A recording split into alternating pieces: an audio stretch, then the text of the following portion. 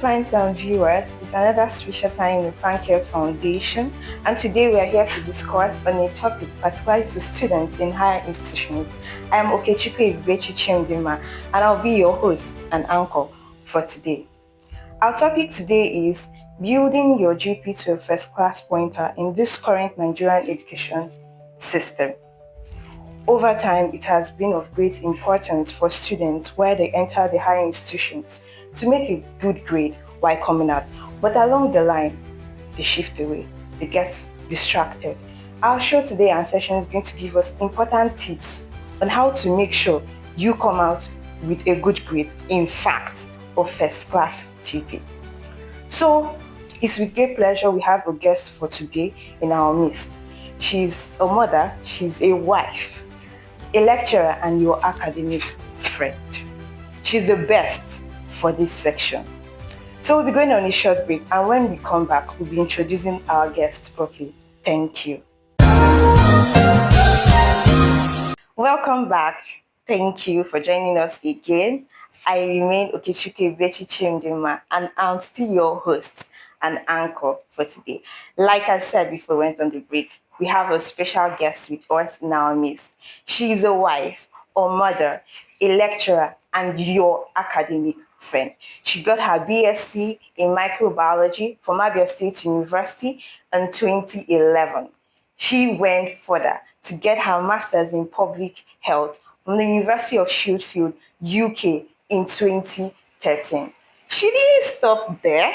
She went further to get a PhD in public health promotion to be precise, in 2023, and also got her PGD from the National Institute of Teachers Institute of Kaduna in 2024. It's with great pleasure as we welcome our guest, Dr. Mrs. Ezine Carlo Oka. Thank you, ma. Thank you, ma. It's a great pleasure. Thank you for joining us on this show. You're welcome. I'm happy to be here. Thank you, ma. Thank you, ma. You look so beautiful. Thank you. Thank you. You don't look so bad yourself. Thank you, ma. Thank you. So, ma, our topic is building your GP to a first-class pointer in this current Nigerian education system. Mm-hmm. So, ma, what would you really say about the current situation of Nigerian education system? The Nigerian education system, well, it has improved over time.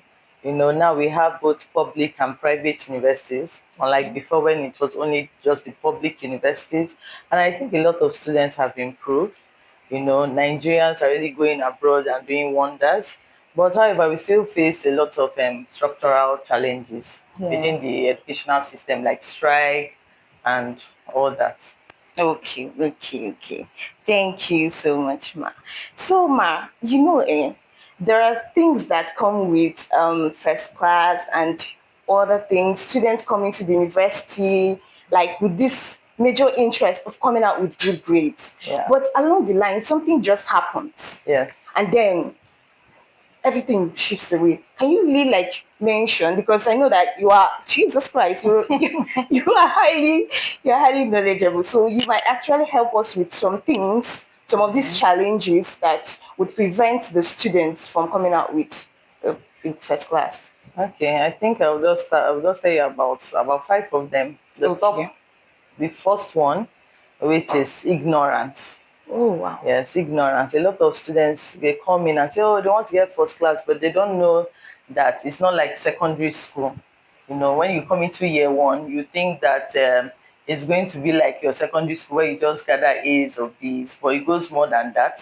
Okay. In the Nigerian university system, we have what we call the grade point average, and that's what makes the difference. It's not just getting the grades, but getting a good grade point average, where you have to get the average of the grades and their points that are attached to it. So when they come into school, they are not aware about this.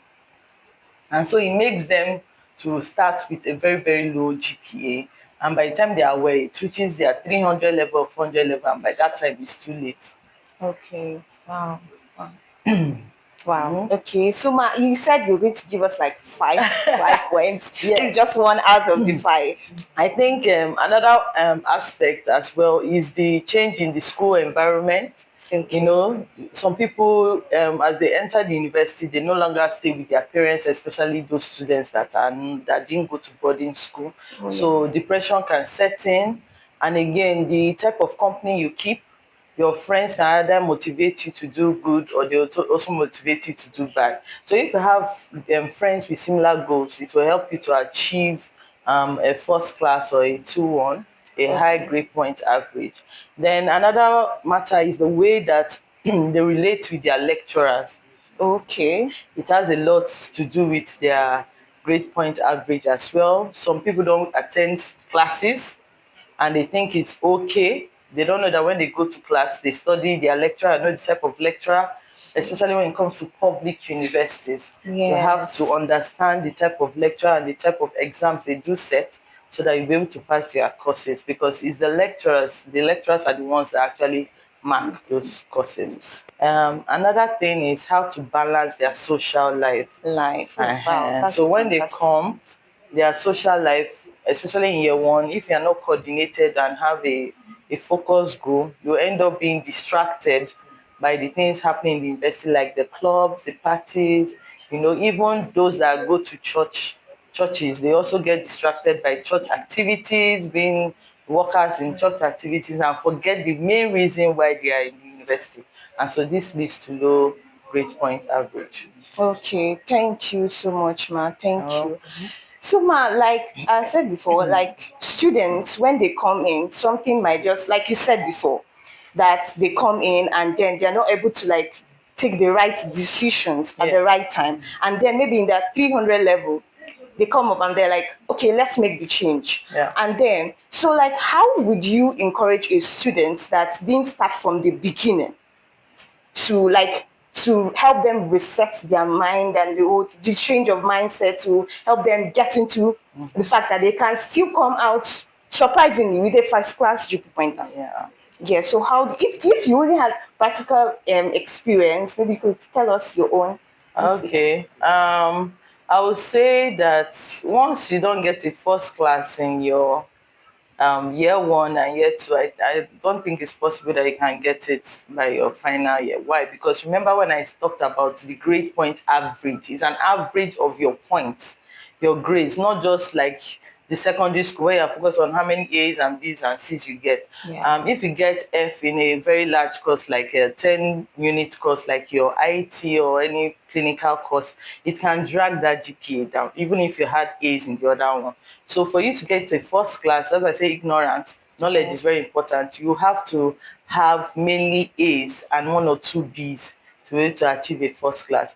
And then when I first came into school, BSc, nobody told me about this. I think I learned about the grade point average in my second year, because I repeated my second year due to switching from one department to the other. Wow. Actually, I was kicked out from the medical block.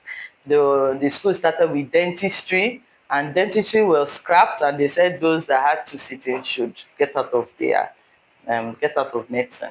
So we're Wow. actually two out of the whole class that were kicked out. I tried entering nursing. Nursing too said the same thing to me, and so I had to go to microbiology. So it's when I was in my second year that I learned about the grade point average.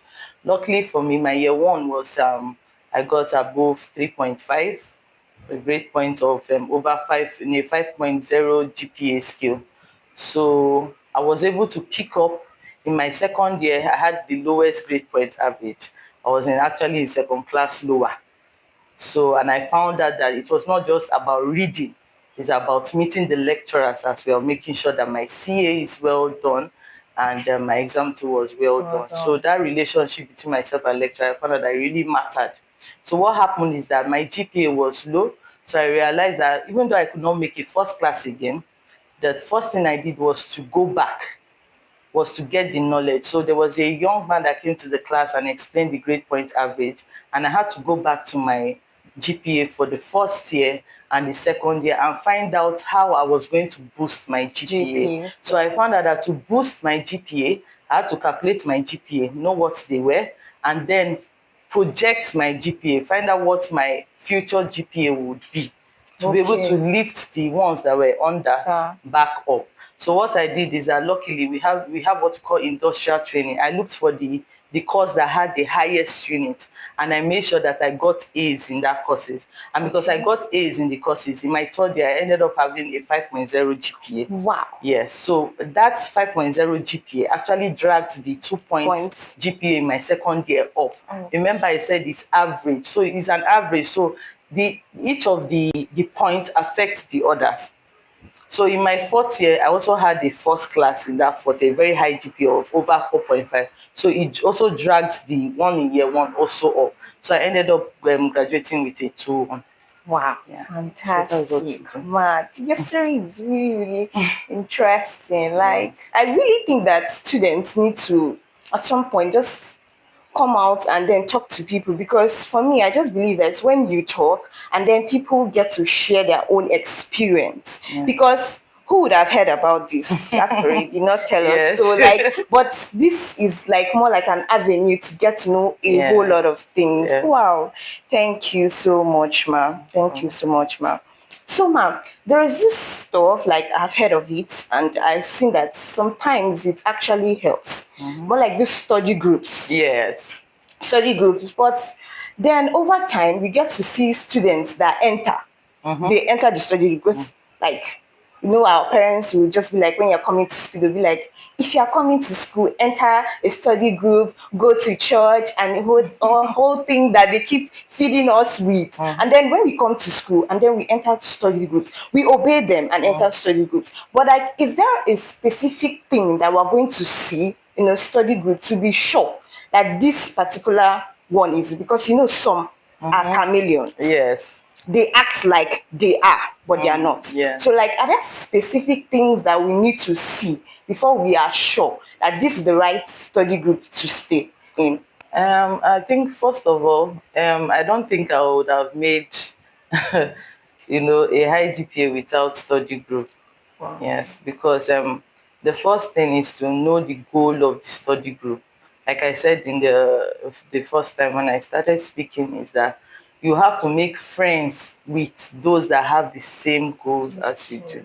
You don't make friends with people that have a different goal. Otherwise, it's like going on a journey and your goal is to get to Lagos and mine is to get to Abuja. So we'll be clashing. We won't actually be on the same pathway. So the best thing is to know what their goals are. So if you know there is 2-1 you want to get, or a first class, then you focus on that. That's it. Then the second mistake that people make when it comes to study groups is actually the number of the people involved in the study group. So a study group should not have more than 5 or 6 members. The larger it is, the harder it is to control. It's different from a tutorial group. So a study group is a group where few people come together to interact and teach themselves what they have learned. And so it comes to the third point, where in the study group you have to assign a task. So if your goal is not so focused, we have what we call specific goals, SMART goals. Okay, you should have, like when it comes to studying, I study public health, for example, and if you have a textbook on epidemiology, for example, you won't just say, oh, we're going to read epidemiology, and so everybody start reading epidemiology. No, it's not focused. That goal is not SMART at all. But if you say within 1 week, we want you to finish chapter 1 to 5, everybody chapter 1 to 5 between 1 week, there's a time frame, there's a specific task to achieve, and it's achievable, then you go ahead to put this 1 to 5 you are going to study, so that when you come on the particular study day, it's not every day, on that particular study group study day, maybe on a Saturday, you can now begin to ask questions, because before you come, you are going to tell them you are going to read 1 to 5, and as you're reading 1 to 5, you're going to take down questions so that you can come and ask the questions on the group. So when you come together in that study group on that specific day, each person is going to ask their question and then explain, answer it, and then explain the answers to one another. And that's how we're able to achieve, success. And when you have to also measure the outcome of the study group Group. session. Okay. If one of the members of my study group gets A in their course and I've not seen my results, I'll be able to predict I'm either going to get A A. or B. But Considering the if fact that you guys spend time together. spend time to read together, we study almost the same way. But if you get A and I get C, then there's something wrong. Yeah. That's how I will actually measure it. Okay, okay, wow. Thank you so much. Yeah.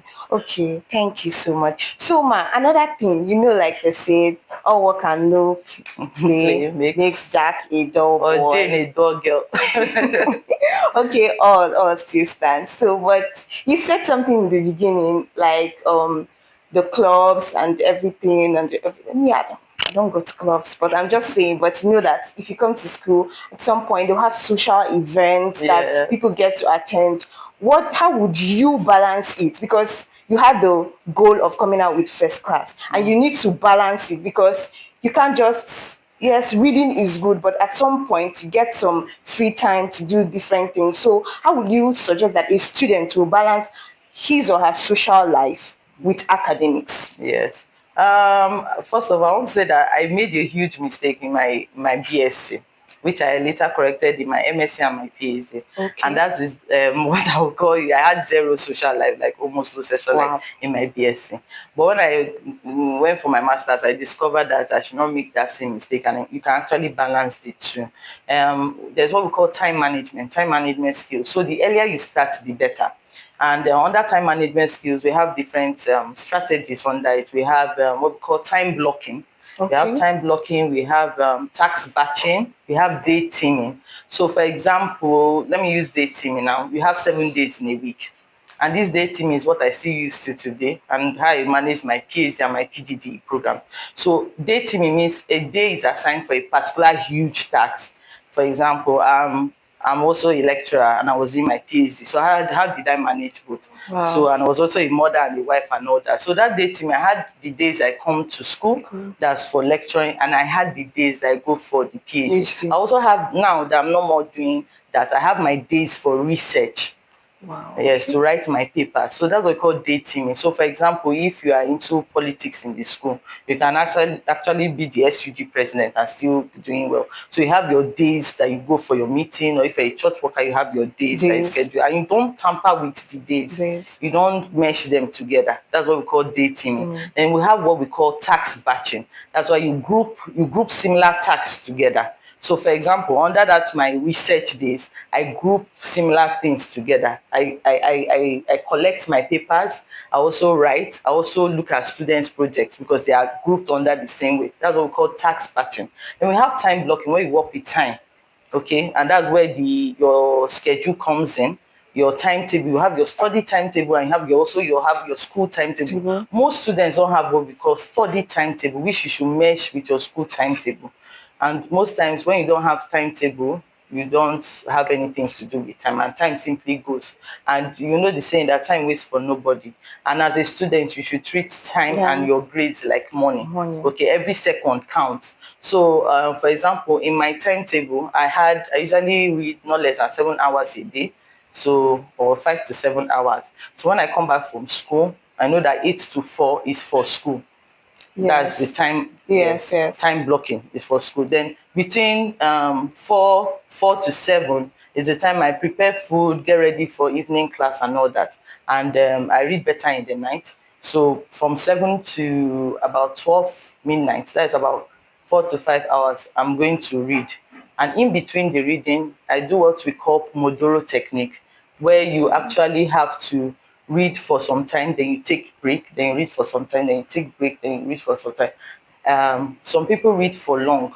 I don't do that. I don't know how to sit down one place and read for 5 hours. Some people are very good in that, but it's not really productive. Active. It's better you take short breaks. So that's why my study partner is different from the study group. Group. I have a study buddy. We are just so we read for 45 minutes or 1 hour and take 15 minutes break to laugh at people in the class.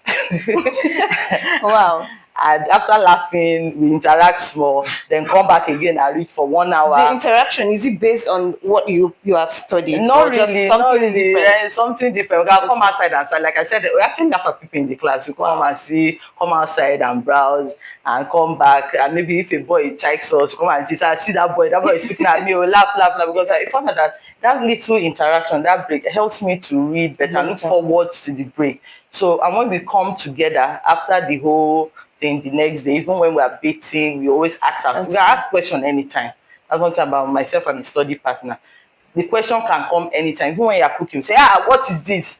So your brain is always active to get ready to And your answer that study question. partner was also in your study group? Yes, was also in my study group and was also my roommate. Wow, fantastic. Yes, so No wonder you can ask at any point. yes, so that's it. So these are the things that you do. There's also what we call using your time management as well, management skills, to-do list. I have a to-do list till Okay. now. You can put it on your phone, you can put it on your diary, you can put it on your journal.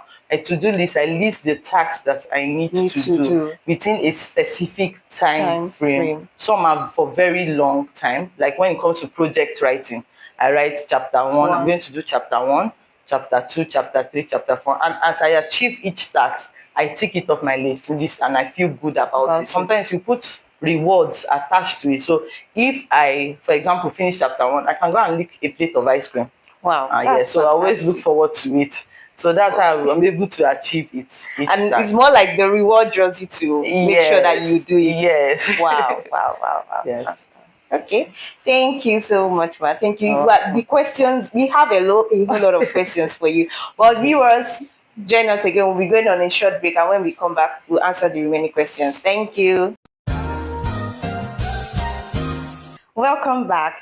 Thank you for joining us again. I remain Okechukwu Chimdima, and I'm still your host and anchor for today. So, Ma, just like you said, that you had to, at some point, your GP was not nice, then you had to work on it. So, as per se now, you're first class, let me just put an instance, a student is a first class student, and then there is this tension that comes during the exam period because you just want to come out with first class. So by all means, you're going to do a whole lot of things. So would you advise that a student should, as a more like, combine the pressure and the stress that comes during that exam period to be sure to make that first class at the end? Okay, yes, I really understand this question because there's something about me I noticed early in my early years is that I usually have this serious exam tension. Sure. And yeah, it really affected my results back then in school. It started from when I took JSS1 exams, to enter school.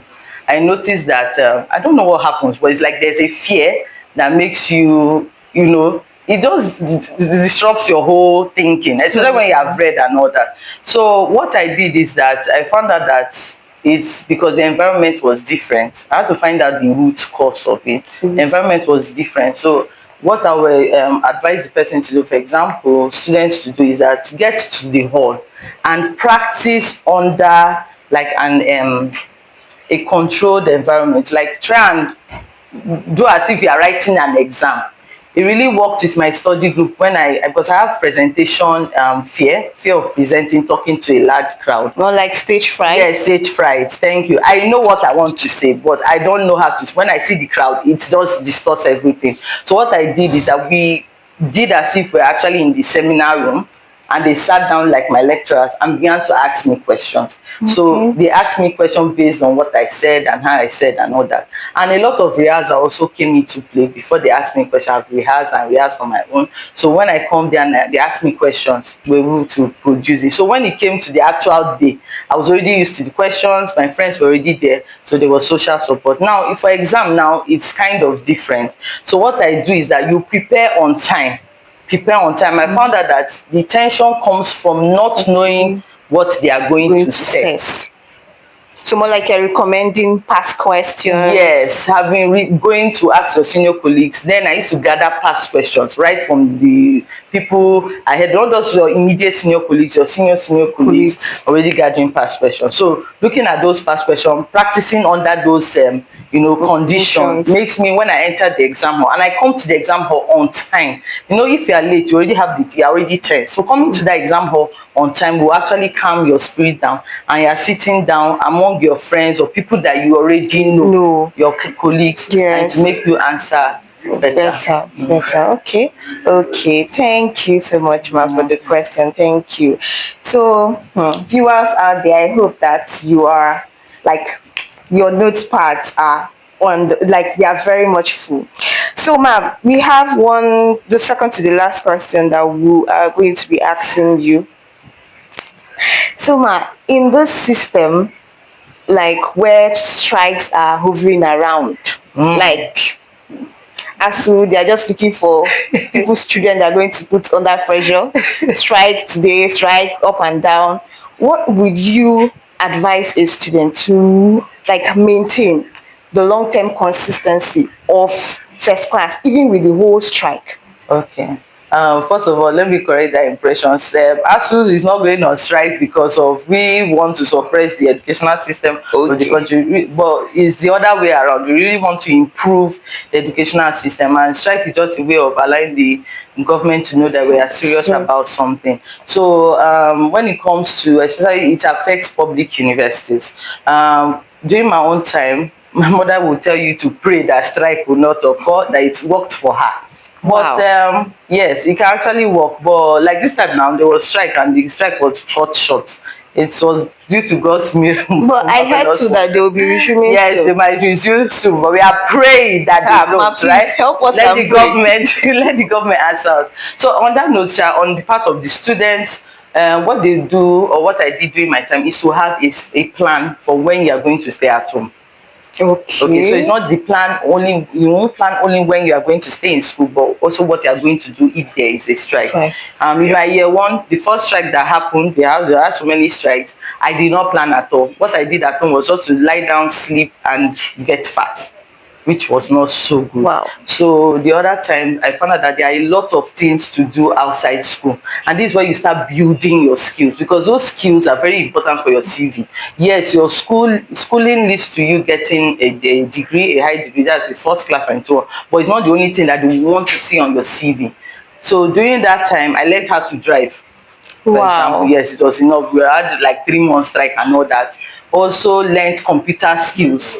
So, ma, are you advising outside the whole academics? You know, people come with that notion of it's strike, so I'm going to pack all my books and No, everything no, and no, go home no, and no, sit down and begin to read all the no. things I didn't get to read in school. I'll read them now, so that I'll be once the exam. Most times, I just noticed that most times when they go on strike Mm. and then coming back, the school just boom comes with the exams, and then Yeah. students are tensed and all that. Mm. So you are advising outside the academics, you should also build yourself Yes, differently. build your skills, but don't forget your books. That's where time management comes in. So even with the way you were in school, so if you can create that time blocking that I told you about, you can create time for reading, but also use the opportunity to gather skills. Some people gather skills in mechanical, going to mechanic workshop. Some people gather skills in baking and all that. But don't forget your books, and you should be able to predict what will happen when you come back from the From strike. You know strike. that school is going to rush. There's going to be Yes, that rush, and that so rush. immediately they call off strike, be the first person in the school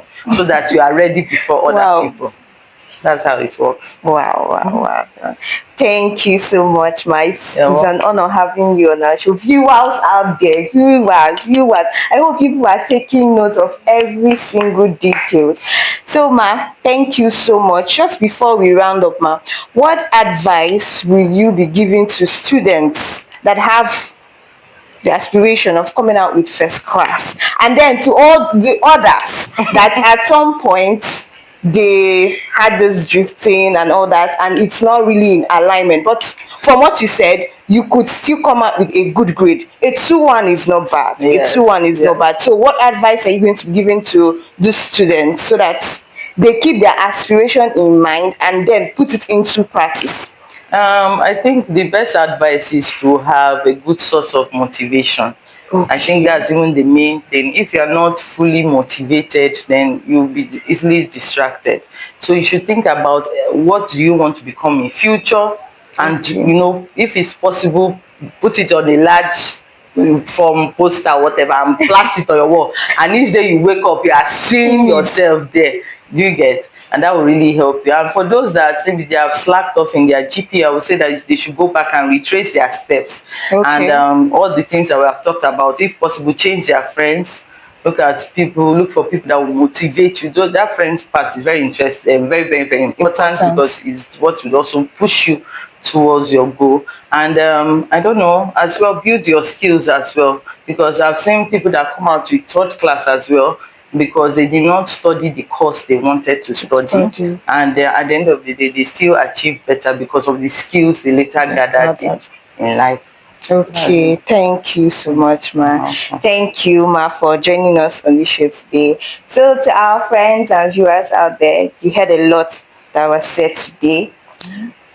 In as much as you are reading your book, build your skills. Don't just have only book in mind. Have your skills activated and you are building them. Thank you very much for joining us today. Thank you, ma. Thank you. It's still You're an honor to welcome. have you. Thank you so much. With all the stress we had to put you through, you still came to come and join us. Thank you Wow. so much.